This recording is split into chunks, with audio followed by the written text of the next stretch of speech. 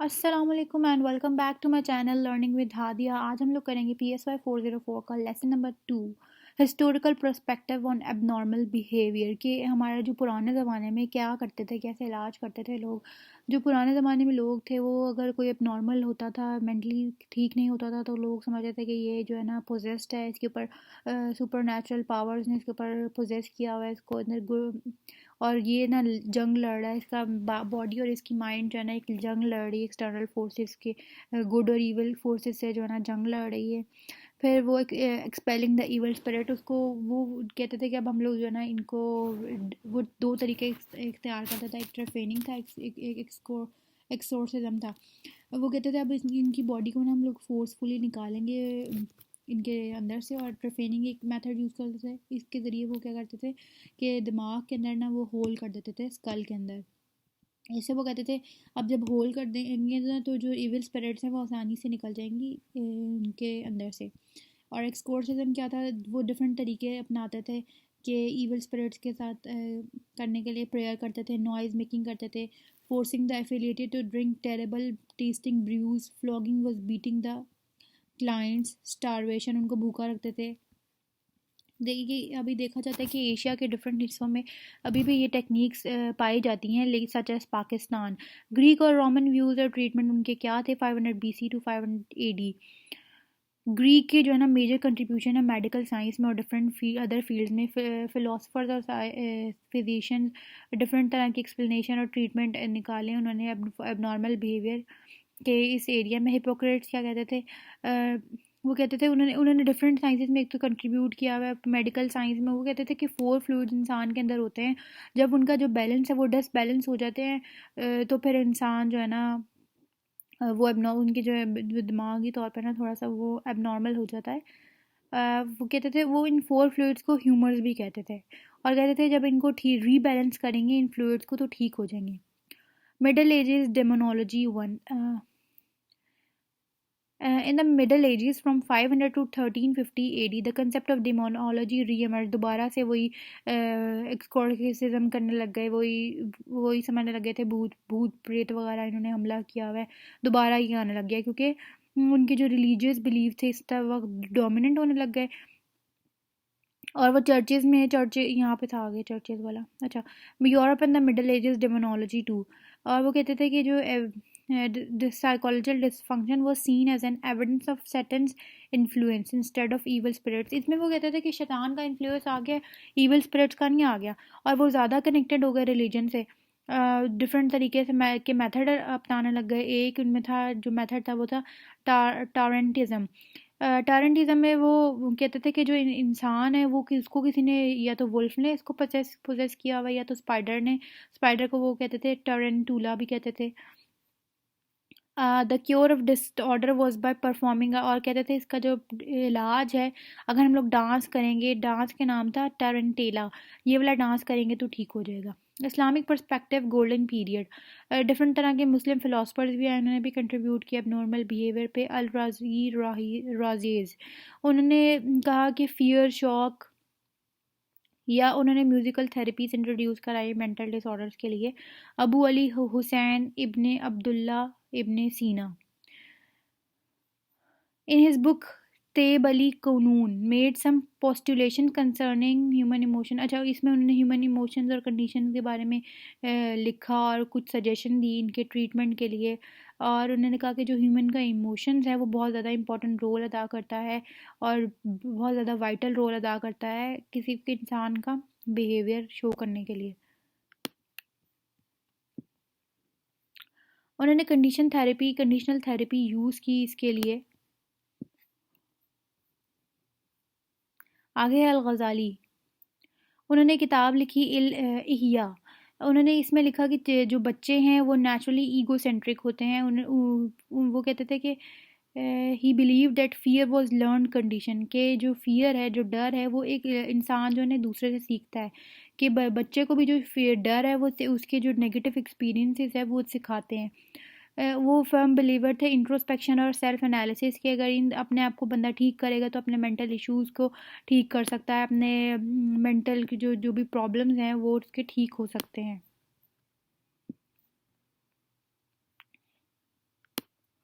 आगे है इब्न खलदूम। इब्न खलदूम कहते थे जो इंसान के जो सराउंडिंग होते हैं, जो उसका लोकल इन्वायरमेंट होता है, वो इंसान की पर्सनालिटी बनाता है। उन्होंने एरिस्टोटल और इब्न सीना को फॉलो किया कि ह्यूमन बिहेवियर की और उसका एक्सपीरियंस और उसकी एजुकेशन ही एक इंसान को जो बिहेवियर, उसका एक्सपीरियंस और उसकी एजुकेशन इंसान का बिहेवियर शेप अप करती है। The resonance and the rise of asylums, where 1400 to 1700 AD Islam came in 1400 and many concepts were changed. Demonological views of abnormality continued to decline. जब the church start losing its control, church ने अपना control lose करना शुरू कर दिया। German physician थे John Weyer, उन्होंने कहा कि जो माइंड है वो susceptible to sickness as the body. जैसे बॉडी बीमार होती है इस तरह माइंड भी हमारा बीमार हो सकता है। Across Europe religious shrines were devoted to the human. और जो यूरोप में वो कहते थे कि वो उन्होंने शुरू कर दिया कि जो बीमार है उसको, जो दिमागी तौर पे बीमार है, उसके साथ ह्यूमन ट्रीटमेंट करें, उसके साथ लविंग ट्रीटमेंट करेंगे तो वो ठीक हो सकता है। और इन लोगों को जो असाइलम, इनको एक प्रॉपर जगह दी जाए, हॉस्पिटल में नहीं, इनका प्रॉपर एक असाइलम्स हो, वहाँ पे ये ठीक हो सकते हैं, जहाँ पे सिर्फ और सिर्फ उनका मकसद सोली पर्पज़ हो कि सिर्फ और सिर्फ मेंटली इन लोगों को इलाज किया जाए। Reform and moral treatment. 1700 and onward, the moral treatment of mentally ill patients was started.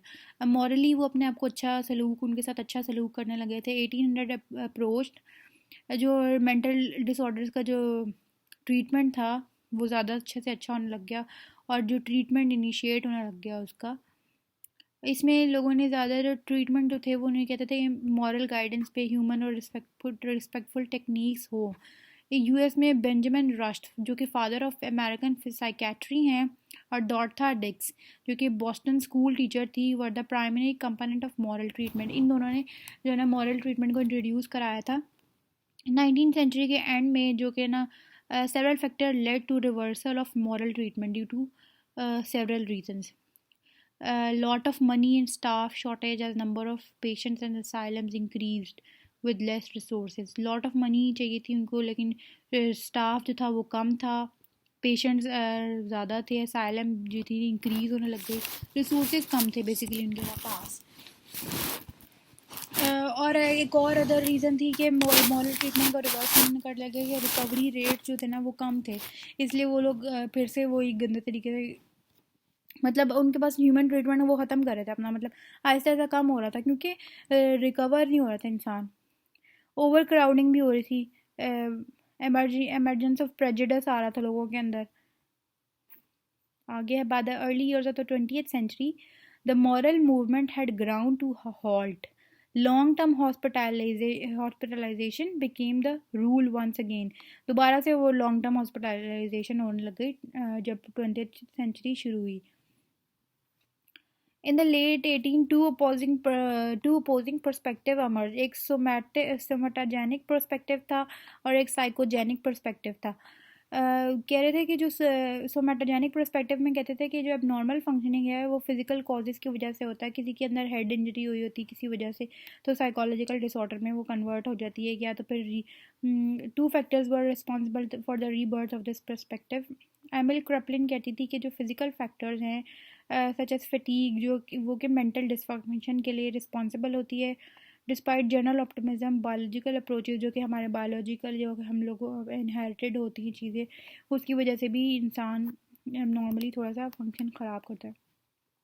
Psychogenic क्या है कि अब normal functioning has psychological causes, कि हमारे दिमाग का the primitive treatment according to the perspective was hypnotism, जो कि सिगमंड फ्रॉयड ने शुरू किया। Introduced by Friedrich Mesmer for hysterical disorder. Based on neurological studies, Sigmund Freud ने postulated theory of psychoanalysis offered treatment primarily to patients who did not require hospitalization, known as outpatient therapy.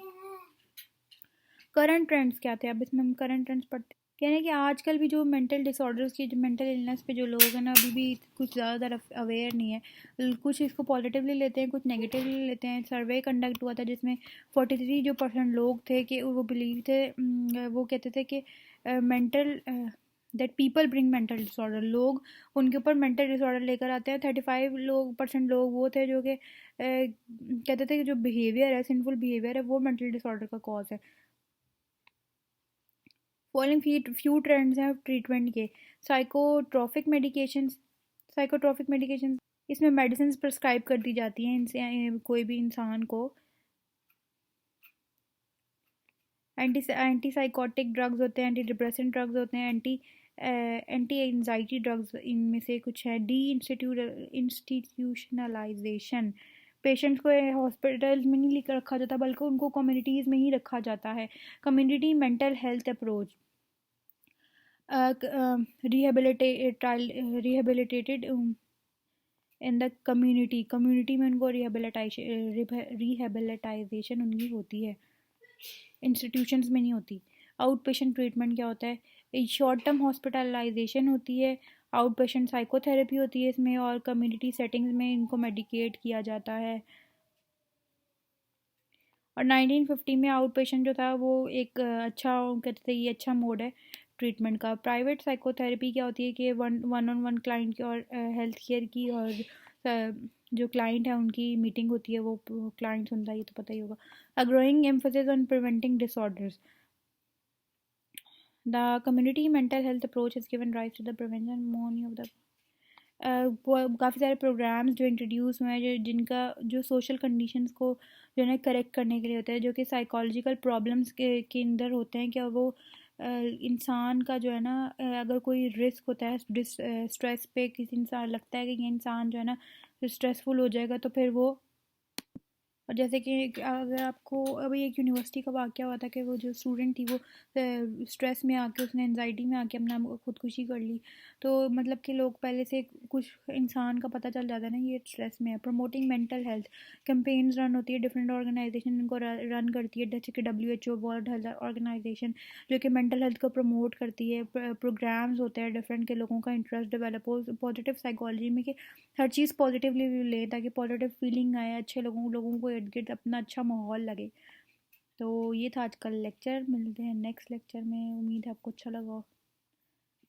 तब तक के लिए take care, अल्लाह हाफ़िज़।